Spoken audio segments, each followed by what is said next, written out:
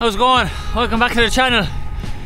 Lads telling me last week it's not winter yet. It is, lads. It's about 2 degrees today. I'm absolutely frozen. We're up and we're out the gap.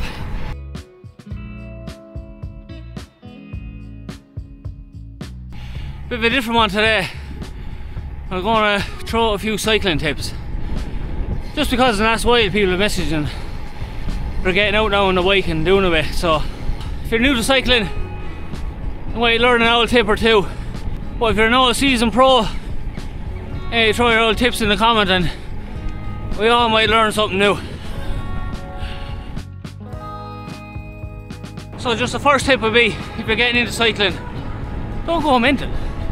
Spend wisely. You don't have to go crazy getting top end bikes and all the fancy gear and everything. Just get yourself a bike. Get out on the road and enjoy it. You don't need to go crazy buying top end bikes, but there's handy ways now to get yourself a decent bike. There's a Cycle at Work scheme. In euro anyway, I think. You can get up to €1,250 for a road gravel bike and €1,500 for an e-bike, electric bike. The government pays half. You pay half of back then in your taxes. You don't even notice it. A couple of euro coming out of your wages every week. It's a brilliant way to get a good bike and not pay mad prices. It's the same when you're going looking at kit. Just try to spend wisely. All your time is going to be on the saddle, so you want a good pair of bib shorts, a jersey, a warm top. And I'm always telling people, really, it's quality over quantity. If all your time is on the saddle, you want good bib shorts with a good pad. And there's plenty of brands out there now with top quality gear. They're absolutely worth the investment. You don't want bib shorts I spent 20 quid on, because the price probably tells you enough, really, you know. Don't be listening to these lads then that say, oh, I bought a pair of bib shorts in such a place for $12.99 in the sale and they lasted me 10 years. Oh no, get out of here. To get into it, you just need the basics and you'll be fine. Next tip, fueling. And it's probably one of the most important ones, I'd say. If you're going out on a good spin, you need to fuel the engine. I like to go out in the morning and get my cycle done if I can. It just kind of sets me up for the day. But if I was doing just an hour, I get away with a coffee. If I'm doing 2 or 3 hours, that's it, I'm thinking about fueling. Before I get out in the morning, I have me coffee, porridge, toast, bit of peanut butter and jam. Rocket fuel. Then I have something to snack on every hour. Just something small and light. Breakfast bar, like a few peanuts just to nibble on. Haribo's, another good one. Much better off just to lightly snack through the ride. Otherwise you come home and in half an hour you have your head stuck in the press, eating everything around you.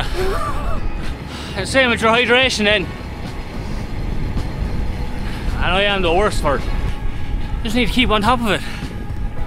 If you're going for an hour, 1 bottle of water should do you. 2 or 3 hours, you want the second one. I find when it's cold, I'm terrible for drinking it. Sometimes come home with a full bottle. But trying to get into the habit now, set it on the bike computer, put an alarm on. If you do these things, you might avoid the dreaded bonk. The word bonk would strike fear in anyone. That is when your world is falling apart on the bike.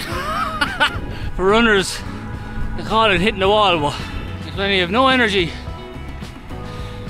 can't turn the pedals, you're cycling in the squares, and you just want to get off the bike, curl up on the side of the road. Everyone at some stage is going to bonk, and I think they should.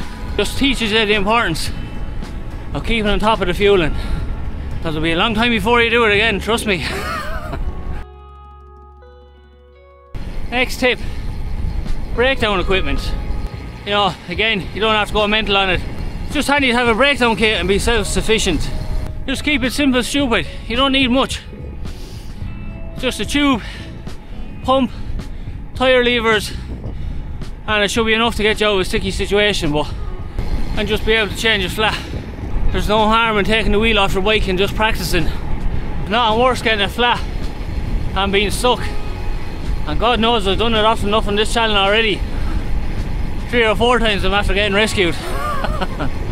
The other side of having a breakdown kit then as well is, you might need it, but someone else might. You might come across someone who broke down. They might need a tyre or an Allen key or something just to get them back on the road, to get them going. It's always great to be able to help someone else. Also then you want lights on your bike. If you are broke down and standing on the side of the road, at least you have your rear light flashing to alert motorists that, you know, you're standing there. I always wanted to start, I didn't really use the rear light, but you see it when you're in a car. One lad has no light, you'll see him, but the lad that has a flashing red light on the back is spotting miles away. Just while we're talking about bikes, I suppose the next tip should be maintenance of the bike. You have your bike, you pay good money for it, it's worth looking after, because it'll only cost you money in the long run. Get in from a ride, the only thing you want to do is get into the shower, get a nice coffee and just relax for a bit, but it's just worth that extra 5 minutes just to wash the bike down. If not, even just wipe it down. It doesn't need a full wash. You don't want the dirty chain of components. They just wear down a lot quicker, and next thing you know, you're buying a load of new gear for the bike to replace it all. Just simple little things. If you are going to wash the bike, and I've seen some of my mates doing it over the years, you're going to put the bike on a bike stand, clamp it by the seat post, not by the frame. You over tighten it, you have a carbon frame, next thing you hear that little crack, you're in trouble. So just use the seat post. If you're going to power wash it, you don't need it on full blast, just stand back from it, give it a bit of wash. All the components are lubed for a reason. You don't want to wash it all away. Bonus tip, getting your bang for your buck today. If it's cold, wear layers, light layers. Easy then, whip them off, throw them in your back pocket. There's a bit of heat in that sun again, thank God. Next tip, if you're starting out, get yourself a bike computer. And again, spend wisely. Bike computers now, nearly all the same.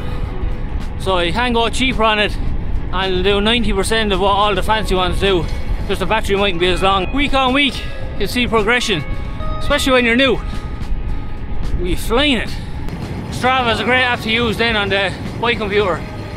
All the data comes on that, time, distance, your average speed, heart rate if you have on power meter. It'll log all your rides and you'll see your fitness levels then improving on it. And what I find myself using a lot lately is, it's brilliant to plan routes. Go onto the maps, there's pre-planned maps, just put in your distance, how far you want to go. And lads that have already made routes, it's all up on it, or you can just build your own one from scratch. And it's as easy. Myself and Shane went from Wales all the way up to Scotland and back down through Ireland, just putting a start and end point on Strava, and the route was unbelievable. As much as I could, it took us away from all the heavy traffic. A brilliant little feature. I would say if you're planning your rides, do it in time, not distance. So if you're going for a cycle, you're going for 90 minutes and you're not going for 50 kilometers. The next thing, the wind is against you and you're going up every hill in the country, and the next thing you're out for 3 hours. Time is easier. Can't go too far wrong. So now you've got your bike computer, your Strava app, and you're thinking, hold on a minute, I'm only averaging 22 and Johnny up the road now is doing 32. Do not compare yourself, lads. Don't fall into the trap of comparing yourself to anyone. Like most things, there's different levels to everything. You could be only cycling a few weeks, few months. Johnny could be cycling 20, 30 years. All you have to do is worry about yourself and what you're doing. The most important part is just getting out on the bike and enjoying it. Strava is a great app, but just don't get too bogged down on it. I have friends that just will not put down a slow ride or a short ride. It's always got to be a good decent distance and a speed. If you look at Strava, you think they should be in the flipping peloton Tour de France. You know, you just can't be comparing yourself. The next tip, and I wasn't sure about putting it in, but we'll go for it. Bike etiquette. Lads, it's an unwritten rule. It's law. It's actually bike law. You have to wave at another cyclist. Just be friendly. Give a wave. Might be a nice little morale boost to someone. Like I say, we're all on different journeys. And I could be out the last couple of hours now killing himself on an endurance cycle. A little wave of doing the world of good. I think we've all a part to play on the roads.